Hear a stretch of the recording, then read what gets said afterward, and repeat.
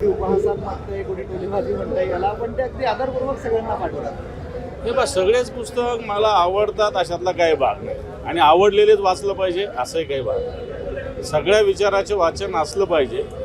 ठीक आहे, राऊत साहेबांचं काही जणांना आवडत नसेल पण वाचन तर केलं पाहिजे ना. नरकातला स्वर्ग कारण सरकारच्या कृपेनं, केंद्र आणि राज्य सरकारच्या कृपेनं फक्त त्यांच्याविरुद्ध आवाज उठवला म्हणून त्यांना तुरुंगात जावं लागलेलं आहे. आता बघा ना, इथे मंत्र्यांच्या प्रॉपर्ट्या किती आहे. त्या धुळ्यामध्ये 1,87,00,000 रुपये पकडले. खोतकरांवर आरोप आहे. काय करतं सरकार. इथं संजय शिरसाट 67 कोटीचं हॉटेल घेतात. कुठून येणार 67 कोटी. काय करतं सरकार. आणि म्हणून मला असं वाटतं त्याच्यात या सगळ्या ह्याच्यामध्ये नरकातला स्वर्ग याचं महत्त्व वेगळं ठरतं. ते आमचे 5 पार्टनर आहेत आणि मराठी माणसाने व्यवसाय करू नये का.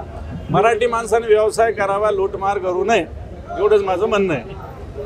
बरं, शहरात संभाजीनगरमध्ये ते सोन्याच्या चोरीचं एक प्रकरण जास्त आहे. किती किलो सोनं चोरीला गेलं यात संभ्रम आहे. पोलीस म्हणतात 5.5 किलो आणि शहराचे पालकमंत्रीच म्हणतात त्याच्यापेक्षा कितीतरी जास्त आहे. हे प्रचंड विरोधाभास सगळीकडे. मला असं वाटतं आपण पोलिसावर विश्वास ठेवला पाहिजे. पालकमंत्री काही तपास अधिकारी नाही आहे. तपास अधिकारी पोलीस आहे. पोलिसांनाही माझा प्रश्न आहे, तुम्ही एक एन्काउंटर केलं, 5 आरोपी पकडलेत, पण सोनं कुठं आहे. लोक तर असं म्हणतात सोन्याच्या वाट्यातूनच अशा पद्धतीने एन्काउंटर झालं असं लोक म्हणतात. मला माहिती नाही सत्यता. मी काही पोलिसांच्या कारवाईचं विरोध करत नाही. पोलिसांनी कारवाई केलीच पाहिजे. पण एवढं करून जेवढं 5-5.5 किलो जे काही सोनं आहे ते कुठे आहे हा प्रश्न जनतेच्या मनात आहे. काल मुख्यमंत्री मराठवाड्यात होते. गुजरेगिरी करणाऱ्यांची नावाचे नका टाकू. हरकत नाही.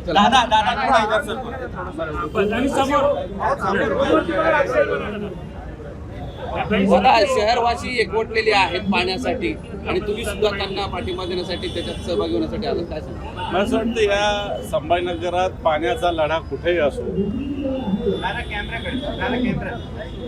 तिथं सहभागी झालं पाहिजे.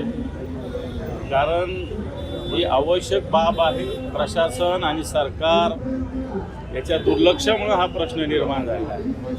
काल परवा मी कुठेतरी वाचलं, देवेंद्रजी फडणवीस राज्याचे मुख्यमंत्री यांनी पुन्हा ऑक्टोबरची तारीख दिलेली. माझं तर त्यांना आव्हान आहे की ऑक्टोबरच्या 1 नोव्हेंबर रोजी तुम्हाला तुमचा मोठा नागरी सत्कार आम्ही या संभाजीनगरात करू.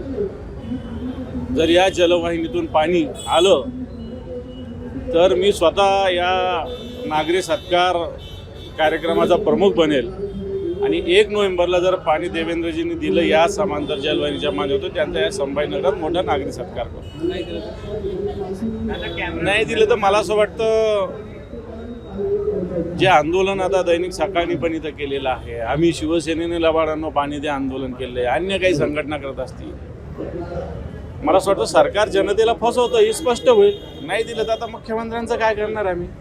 त्यांच्या विरुद्ध आंदोलन करू शकतो ते करू पुन्हा. सरकारने त्यावेळेस मताच्या लालसेपोटी कोणतंही या योजनेमध्ये क्रायटेरिया लावले नाही. सरसकट सगळ्यांना पैसे पाठवले.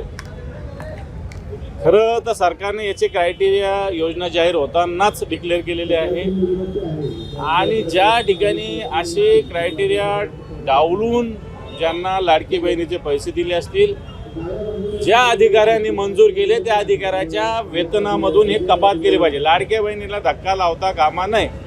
सुनील तटकरे आणि प्रफुल्ल पटेल यांचा विरोध असल्याचं संजय राऊत, तुमचं काय म्हणणं आहे.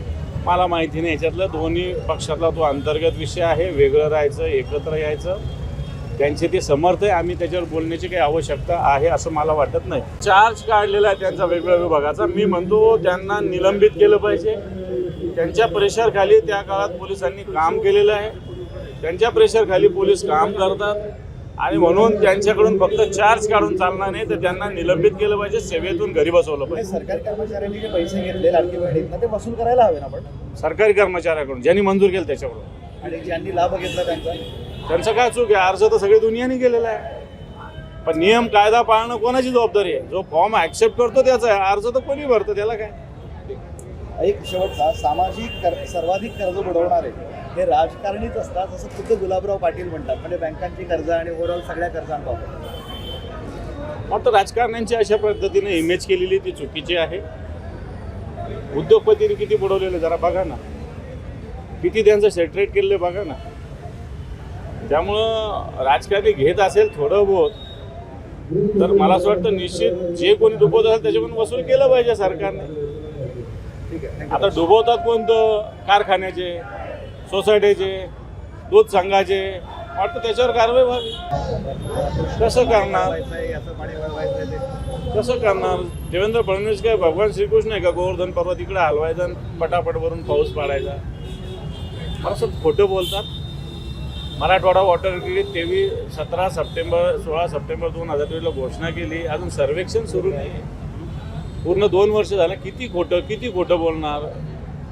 इकडच्या गोदावरी खोऱ्याविषयी खोटं बोलणार, उजनीच्या खोऱ्याविषयी खोटं बोलणार. इतकं खोटं मुख्यमंत्री कधी महाराष्ट्रातले बोलत नव्हते आणि ते मराठवाड्यात येऊन संतांच्या भूमीत येऊन बोलतायत याचं निश्चित आश्चर्य. खूप शांती कुठेतरी शोधायची आहे त्यांना.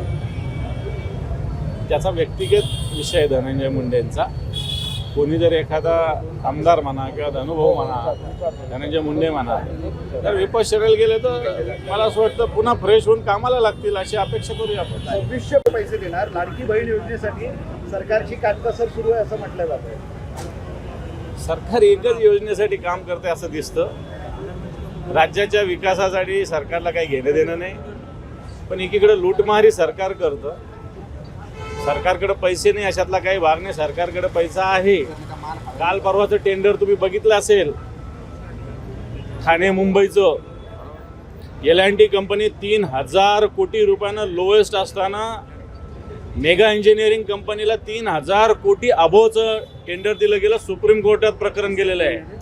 आणि तेव्हा राज्याकडे पैसे नाही असं म्हणता येणार नाही, परंतु हे पैसे उधळपट्टीमध्ये खर्च होतात. आणि आता यांनी घोषणा केली आहे. दुसरी घोषणा असती तर आत्तापर्यंत यांनी गुंडाळून टाकली असती, परंतु या घोषणेचं प्रेशर एवढं आहे की त्यांना पैसे द्यावे लागतात. अनेक ठिकाणी सुरू झाले. 50,000 हेक्टरच्या वर शेतीमध्ये अवकाळी पावसाचं आणि अतिवृष्टीमुळे नुकसान पोहोचलेलं आहे. सरकार कुठेही दखल घ्यायला तयार नाही. हे सरकार काही सर्वसामान्याचं नाही, शेतकऱ्यांचं मुळीच नाही. म्हणून सगळ्यात आधी या सरकारने अतिवृष्टी किंवा अवकाळीमुळे झालेल्या नुकसानाचा पंचनामा केला पाहिजे. 2023-2024 अजून अतिवृष्टी किंवा अवकाळीचं नुकसान भरपाई सरकारनं दिले नाही. फक्त आकडे लिहिलेले आहेत.